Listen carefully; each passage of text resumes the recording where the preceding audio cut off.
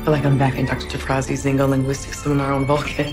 Spoiler alert! Captain Michael Burnham defies Starfleet's Prime Directive in Star Trek Discovery Season 5, Episode 6, Whistlespeak, written by Kenneth and Brandon Schultz and directed by Chris Byrne, in a more effective manner than Captain Jean-Luc Picard did in Star Trek The Next Generation. The next location on the USS Discovery's Star Trek Discovery treasure hunt itinerary is Halem'no, a pre-warp society that holds Denobulan scientist Hitoroshi Kreel's weather-regulating towers in high regard. LT. Sylvia Tilly is among the individuals being sacrificed by the Halem'nites in response to the 800-year-old towers collapsing due to neglect. Burnham interrupts the sacrifice and clarifies that the rain-making technology isn't divine. The crew of the USS Enterprise D resupplies the researchers who are watching the pre-warp culture on Mintaka 3 from behind a holographic duck blind in Star Trek The Next Generation Season 3, Episode 4, Who Watches the Watchers? The hologram malfunctions due to an incident at the research station that wounds Liko, a Mintakan civilian who is spying on the scientists. Liko returns to his tribe after being revived by Dr. Beverly Crusher Gates McFadden on the Enterprise, claiming to have been healed by an antiquated Mintakan god known as the Picard. In response, Picard rejects not just his own divinity but also the existence of all gods.